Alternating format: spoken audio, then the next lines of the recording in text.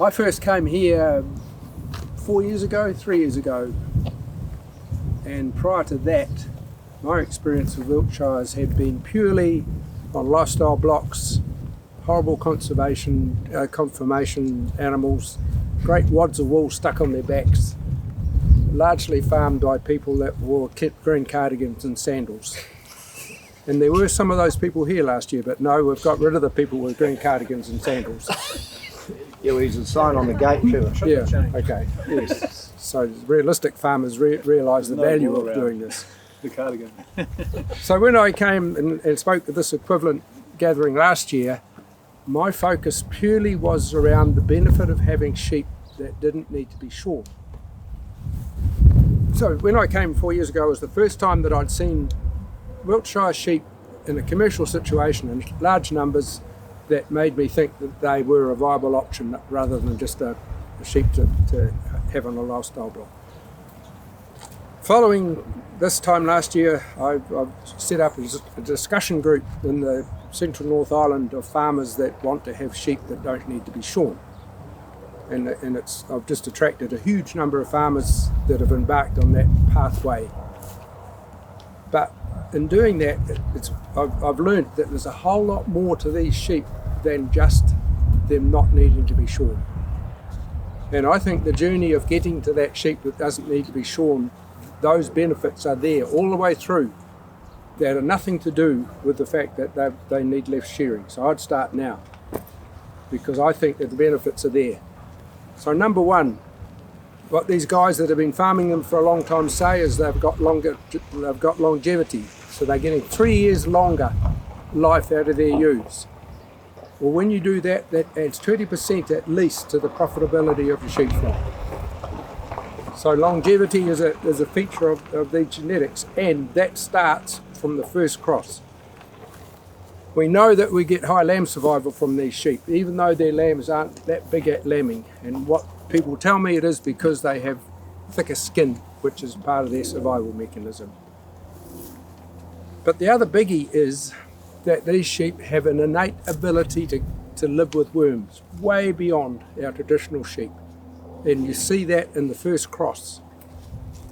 And so those benefits are captured right from the first cross in the pathway to having sheep that have a significant need to have wool taken off them. I'm dealing with a number of farms from one end of the country to the other that now have very, very limited sheep drench options available to them. Drench resistance is absolutely skyrocketed. I've got several farms where we have no drenched options that are fully effective anymore. In a number of those, one of the options being taken up as a way of managing that, but still farm sheep, is to move into Wiltshires. It is real, the benefit that they bring in terms of their ability to cope with worms. This discussion group that I have based in the central North Island, the last day we met was in May, and then that bloody virus came along and it's kept us from meeting again. But the farm we were on, we went and looked at that guy's replacement new lambs.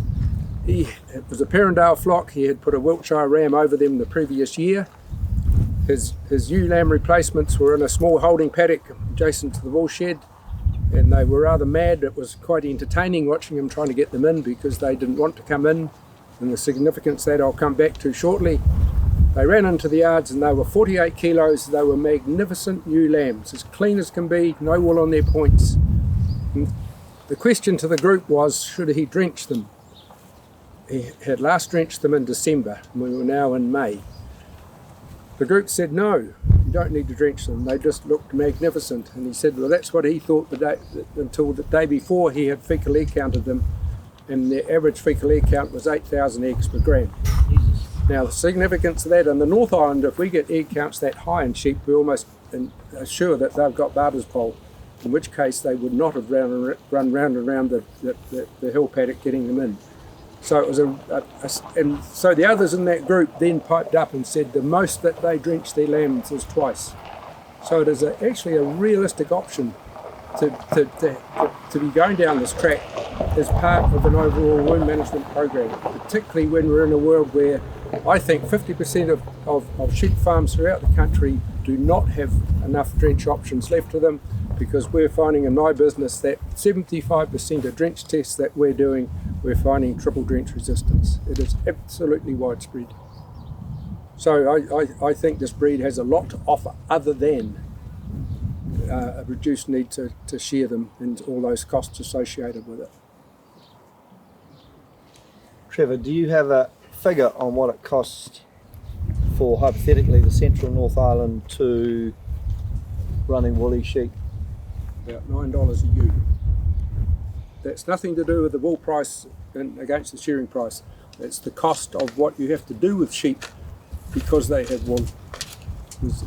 And I think in today, that's a price worked out about 5 years ago, so that now may be more like $12 a ewe.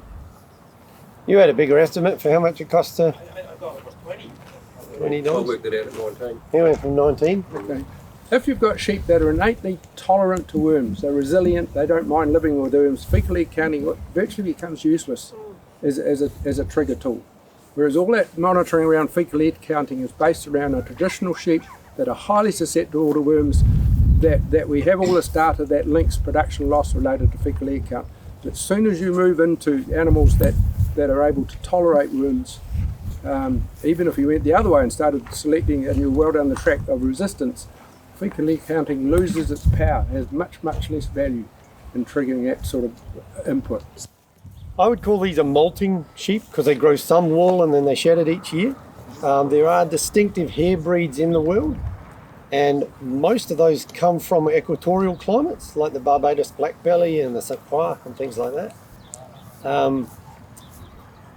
Some of the newer ones that we're bringing into the country, the Dorper would be an example.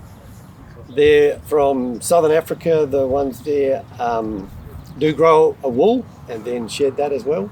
So I'd call them a molting breed. Actual proper hair breeds we don't really have too many of in New Zealand. Well, thanks everybody for coming.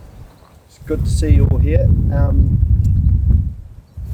We'd like you to join us for a beer or a cider or something before you leave, and maybe another sausage, so please don't tear away. Thanks everybody.